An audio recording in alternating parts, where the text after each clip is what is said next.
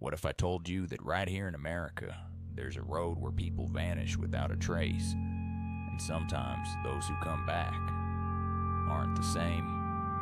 Tonight, I'll share the terrifying story of Miller's Grove, a story so chilling, you'll never drive alone at night again. Welcome. Tonight's story is not just another ghost tale. This is something darker, something disturbingly real. Turn off your lights, put on your headphones, and lean in close. Because once you hear this, you won't forget it. Begin like every nightmare does, with something that feels completely normal until it doesn't. A young couple, Daniel and Claire, were on a late-night road trip through Pennsylvania. Their GPS glitched, routing them to an old country road called Miller's Grove. The trees closed in, swallowing the moonlight. The air felt heavier with every mile. Then, without warning, the car died. Silence. No engine, no headlights. Just darkness. And that's when they saw it. An old house, glowing faintly with a single candle in the window. A house that, according to locals, doesn't exist.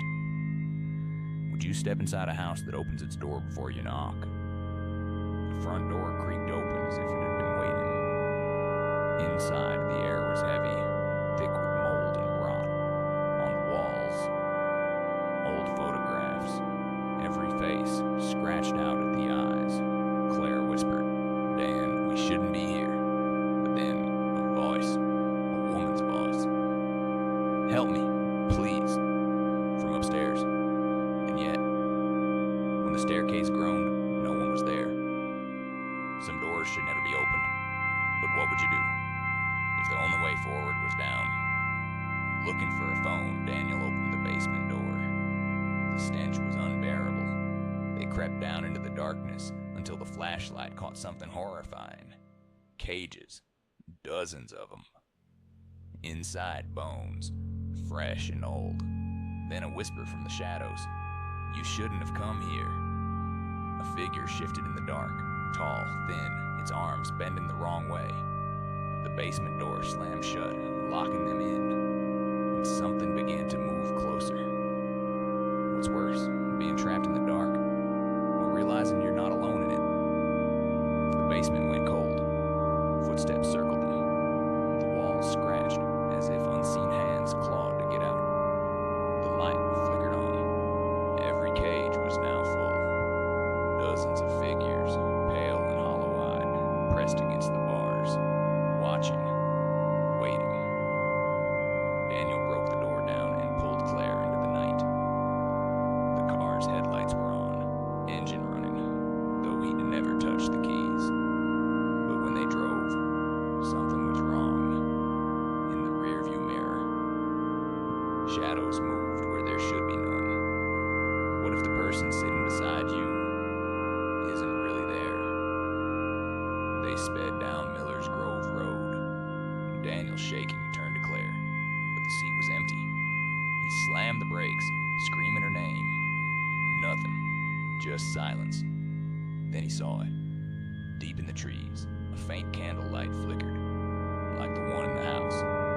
Police never found Claire. No house, no cages, nothing. But truckers say a woman still waves them down on Miller's Grove, and when they stop, she disappears. Some swear she doesn't just vanish, she climbs in the backseat. So tell me, if you were driving down a lonely road and saw a woman standing by the roadside, would you stop? Or would you keep driving, knowing it might be your last mistake?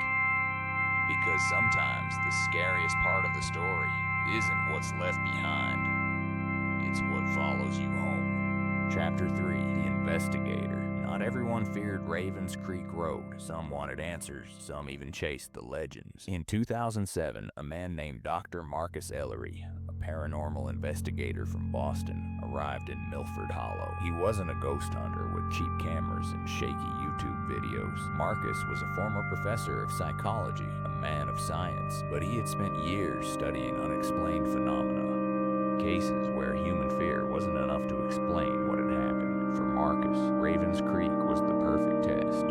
If spirits were real, if there truly was something beyond death, this road would prove it. He checked into the only motel in town, carrying boxes of equipment, infrared cameras, digital recorders, electromagnetic sensors, and notebooks filled with decades of research.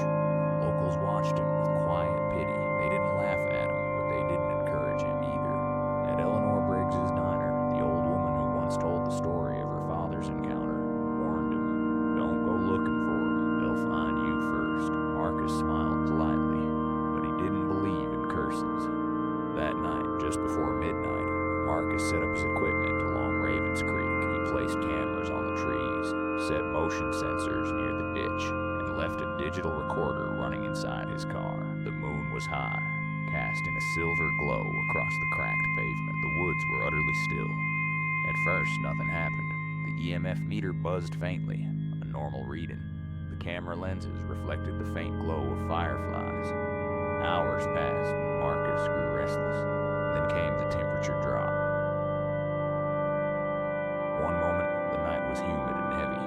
The next, his breath puffed white into the air. Frost gathered on the hood of his car, even though it was the middle of July. Marcus felt it then, the same weight Daniel Hayes must have felt years ago. The unseen eyes, the cold dread curling inside his stomach. He lifted his recorder. "Is anyone here with me?" For a long moment of silence. Then faintly, a voice, not through the air, but through the recorder when he played it back. A whisper, a woman's voice. "Turn back." Marcus froze. He replayed it 3 times, each time the words clearer than before. His rational mind searched for explanations, interference, radio static, but deep inside, he knew someone had answered him. He pressed on, walking down the road, flashlight in hand.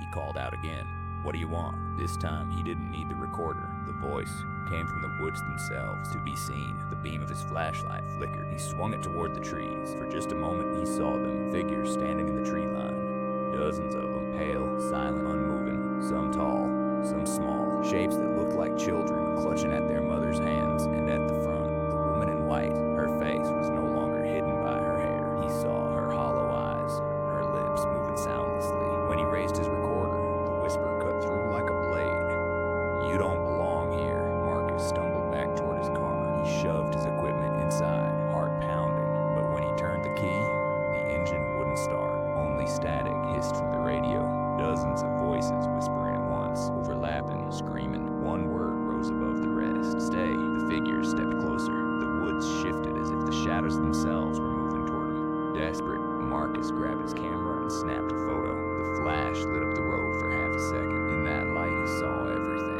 Faces twisted in agony, eyes black as coal, hands reaching out, clawing toward him. When the flash faded, they were gone. Marcus slammed his fists against the wheel, and suddenly, the car roared to life. Tires screeched against the pavement as he sped away, never looking back. The next morning, he checked his equipment. The cameras showed nothing. The EMF meter recorded nothing unusual.